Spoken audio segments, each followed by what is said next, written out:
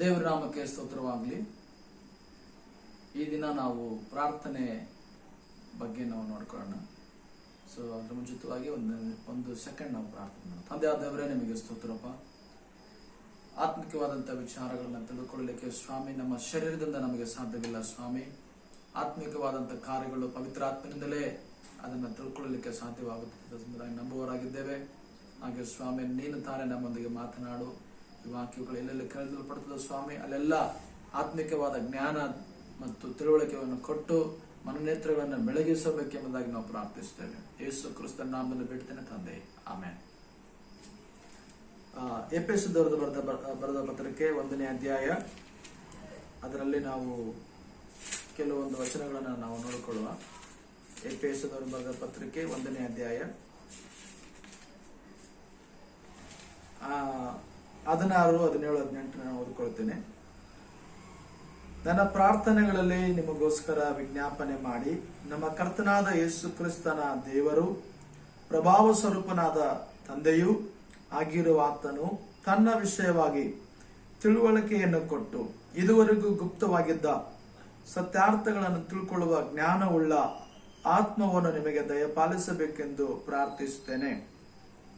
ಆತನು ನಿಮ್ಮ ಮನನೇತ್ರಗಳನ್ನು ಬೆಳಗಿಸಿ ಆತನಿಂದ ಆರಿಸಿಕೊಂಡವರು ನಿರೀಕ್ಷಿಸುವ ಪದವಿ ಎಂಥದೆಂಬುದನ್ನು, ದೇವಜನರೆಂಬ ಆತನ ಸ್ವಾಸ್ಥ್ಯದ ಮಹಿಮಾತಿಶಯವು ಎಂಥದೆಂಬುದನ್ನು ನಂಬುವರಾದ ನಮ್ಮಲ್ಲಿ ಆತನು ಸಾಧಿಸುವ ಪರಾಕ್ರಮವು ಎಷ್ಟು ಅತಿಶಯವಾದುದನ್ನು ಎಂಬುದನ್ನು ನೀವು ತಿಳ್ಕೊಳ್ಳುವಂತೆ ಅನುಗ್ರಹಿಸಲಿ. ಪ್ರಿಯರೇ, ದೇವ ಮಕ್ಕಳೇ, ದೇವಜನರೇ, ದೇವ ಸೇವಕರುಗಳೇ, ನಾನು ಯೇಸು ಕ್ರಿಸ್ತನ ನಾಮದಲ್ಲಿ ನಾನು ನಿಮಗೆ ವಂದನೆಗಳನ್ನು ಸಲ್ಲಿಸುವನಾಗಿದ್ದೇನೆ.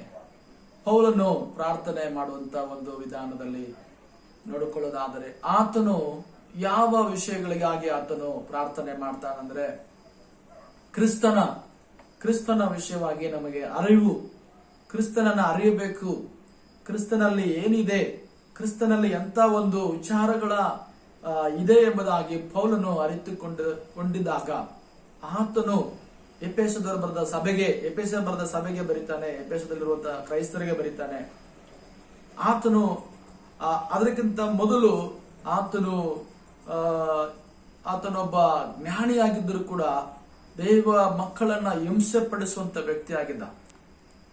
ಯಾವಾಗ ಆತನು ದೇವರನ್ನ ಕಂಡುಕೊಂಡು ಸತ್ಯವನ್ನು ಕಂಡುಕೊಂಡಾಗ ಆತನು ಮಾಡುವಂತ ಪ್ರಾರ್ಥನೆಯಲ್ಲಿ, ಸಾಮಾನ್ಯವಾಗಿ ನಾವು ಮಾಡುವಂತ ಪ್ರಾರ್ಥನೆ ಹೇಗಿರ್ತದಂದ್ರೆ, ದೇವರೇ ಹೇಗಾದ್ರೂ ಮಾಡಿ ನನಗೆ ಒಂದು ಕೆಲಸ ಕೊಡು, ದೇವರೇ ಹೇಗಾದ್ರೂ ಮಾಡಿ ನನಗೆ ಒಂದು ಜಾಬ್ ಕೊಡು ಅಥವಾ ನೌಕರಿ ಕೊಡು, ದೇವರೇ ಹೇಗಾದ್ರೂ ಮಾಡಿ ಒಂದು ಮನೆ ಕಟ್ಟಬೇಕು, ದೇವರೇ ಹೇಗಾದ್ರೂ ಮಾಡಿ ಮಕ್ಕಳ ಮದುವೆ ಮಾಡಬೇಕು, ದೇವರೇ. ಹೀಗೆ ನಮ್ಮ ಪ್ರಾರ್ಥನೆಗಳಾಗಿರ್ತದೆ. ಸಾಧಾರಣವಾಗಿ ನೋಡೋದಾದ್ರೆ ನಮ್ಮ ಪ್ರಾರ್ಥನೆ ಹೀಗೆ ಇರ್ತದೆ. ಆದ್ರೆ ಅದು ನಿಜವಲ್ಲ. ಬಟ್ ನಿಜವಾದದ್ದು ಏನಂದ್ರೆ, ದೇವರನ್ನ ನಾವು ಅರಿಯಬೇಕು. ನಮ್ ಕಡೆ ಒಂದು ಗಾದಿದೆ, ಮದುವೆಗೆ ಹೋಗ್ಬೇಕಾದ್ರೆ ಮದುಮಗನನ್ನ ಬಿಟ್ಟು ಹೋದ್ರಂತೆ. ಆದ್ರೆ ಆ ಮದುಮಗ ಇಲ್ಲದೆ ಮದುವೆ ಆಗುದಿಲ್ಲ. ಹಾಗೆ ದೇವರು ಇಲ್ಲದಂಗೆ ನಾವು ಎಲ್ಲ ವಿಷಯಗಳಿಗಾಗಿ ನಾವು ಮೊದಲನೇದಾಗಿ ದೇವರ ವಿಚಾರದಲ್ಲಿ ನಮಗೆ ಜ್ಞಾನ ಬೇಕು. ಆತನನ್ನು ಅರಿಯುತ್ತಾ ನಮಗೆ ಎಲ್ಲವನ್ನು ತಿಳ್ಕೊಳ್ಳಲಿಕ್ಕೆ ಸಾಧ್ಯ. ಪ್ರೇರೆ, ಹೀಗೆ ನಮ್ಮ ಕಣ್ಣುಗಳು ಪ್ರಕಾಶವಾಗ್ತವೋ ಹಾಗೆ ಅನೇಕ ವಿಚಾರಗಳನ್ನ ನೋಡಿ ನಾವು ತಿಳ್ಕೊಳ್ತೀವಿ. ಹಾಗೆ ಕ್ರಿಸ್ತನ ವಿಷಯವಾಗಿ ಆತನು ಏನೆಲ್ಲ ನಮಗೆ ಮಾಡಿದ್ದಾನೆ, ಆತನು ಏನೆಲ್ಲ ನಮಗೆ ಕೊಟ್ಟಿದ್ದಾನೆ, ಆ ಒಂದು ಸತ್ಯದ ವಿಷಯವಾಗಿ ನಮ್ಮ ಮನನೇತ್ರಗಳು ತೆರೆಯಲ್ಪಡಬೇಕು ಅಥವಾ ಬೆಳಗಿಸಲ್ಪಡಬೇಕೆಂಬುದಾಗಿ ಪೌಲನು ನಾವು ಅಲ್ಲಲ್ಲಿ ಪ್ರಾರ್ಥನೆ ಮಾಡುವುದನ್ನು ನಾವು ನೋಡುತ್ತೇವೆ. ಮತ್ತು ಹಳೆ ಒಡಂಬಡಿಕೆಯಲ್ಲೂ ಕೂಡ ಮೋಸೆ ಕೂಡ ಆತನು ಹೇಳುವಂತದ್ದೇನೆಂದರೆ, ನಿನ್ನನ್ನು ಕಾಣಬೇಕು. ಮತ್ತು ದಾವಿದನು ಕೂಡ ಹಳೆ ಒಡಂಬಡಿಕೆಯಲ್ಲಿ ಭಕ್ತನಾಗಿರುವಂತಹ ದಾವಿದನು ಮಹಾರಾಜನಾಗಿದ್ದರೂ ಕೂಡ ಆತನ ಒಂದು ಪ್ರಾರ್ಥನೆ ಮಾಡ್ತಾನೆ. ಕೀರ್ತನೆಯಲ್ಲಿ 27ನೇ ಕೀರ್ತನೆ 4ನೇ ವಚನ ನಾನು ಓದುತ್ತೇನೆ ನಿಮಗಾಗಿ. ಆತನು ಕೂಡ ಒಂದು ಪ್ರಾರ್ಥನೆ, ಬಹಳ ಅದ್ಭುತವಾದಂತಹ ಪ್ರಾರ್ಥನೆ ಮಾಡ್ತಾನೆ. ರಾಜನಾಗಿದ್ದಾಗಲೂ ಕೂಡ ಆತನು, ಇನ್ನು ನನಗೆ ಸೈನಿಕರು ಬೇಕು, ಇನ್ನು ನನಗೆ ಬೇರೆ ರಾಜ್ಯಗಳನ್ನ ಕೊಡು ದೇವರೇ ಇನ್ನು ನನಗೆ ಆ ತರ ಆಸ್ತಿಗಳನ್ನು ಕೊಡುವುದಾಗಿ ಆತನ ಕೇಳಲಿಲ್ಲ.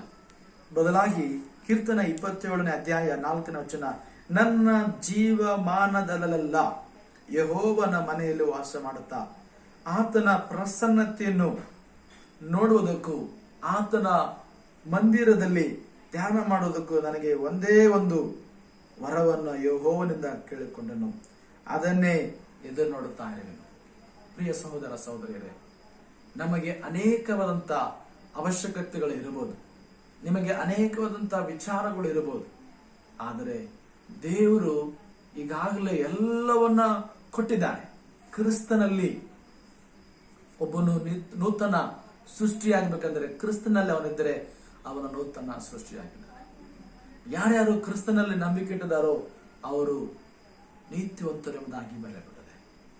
ನಾವು ಕ್ರಿಸ್ತನನ್ನ ಅರಿಯುತ್ತಾ ನಮ್ಮ ಬಾಳಲ್ಲಿ ಅನೇಕವಾದಂತ ಸಂಗತಿಗಳನ್ನ ನಾವು ತಿಳ್ಕೊಳ್ಬಹುದು. ಹೇಗೆಂದ್ರೆ ರೋಮ 8ನೇ ಅಧ್ಯಾಯ 32ನೇ ವಾಕ್ಯ ಹೇಳ್ತದೆ.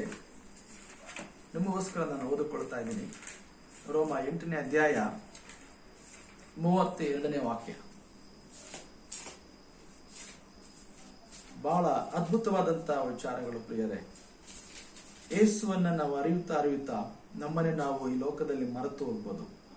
ಸ್ವಂತ ಮಗನನ್ನು ಉಳಿಸಿಕೊಳ್ಳದೆ ಆತನನ್ನು ನಮ್ಮೆಲ್ಲರಿಗೋಸ್ಕರ ಒಪ್ಪಿಸಿಕೊಟ್ಟನಲ್ಲ, ಮಗನನ್ನು ಕೊಟ್ಟ ಮೇಲೆ ಸಮಸ್ತವನ್ನು ದಯಪಾಲಿಸದೇ ಇರುವನೆ. ಹಲ್ಲೆಲೂಯಾ. ಪ್ರಿಯರೇ, ನಾವು ಬೇಡಬೇಕಾಗಿರುವಂಥದ್ದು ದೇವರ ಅರಿಯತಕ್ಕಂಥ ಜ್ಞಾನ, ದೇವರನ್ನ ತಿಳ್ಕೊಳ್ಳುವಂತ ಜ್ಞಾನ. ದೇವರನ್ನ ಅರಿಯುತ್ತಾ ನಮ್ಮ ನಂಬಿಕೆ ಇನ್ನೂ ಹೆಚ್ಚಾಗ್ತದೆ. ನಮ್ಮ ಆತ್ಮಿಕವಾದಂತ ವಿಚಾರಗಳಲ್ಲಿ ಅನೇಕವಾದಂತ ತೊಡಕುಗಳು ಬರುವಾಗ ನಾವು ಅವುಗಳನ್ನು ನೋಡಿ ನಾವು ಎದುರಿಸಬಹುದು. ಪ್ರಿಯರೇ, ಈಗಾಗಲೇ ಕರ್ತನು ನಮಗೋಸ್ಕರವಾಗಿ ಎಲ್ಲವನ್ನ ಮಾಡಿದ್ದಾನೆ. ಕಲ್ವಾರ ಸಿಲುಬೆಯಲ್ಲಿ ಆತನು ಎಲ್ಲವನ್ನ ತೀರಿಸಿದ್ದಾನೆ. ಆತನನ್ನು ನಂಬುವಂತವರೆಲ್ಲರೂ ಮಕ್ಕಳಾಗಿದ್ದಾರೆ.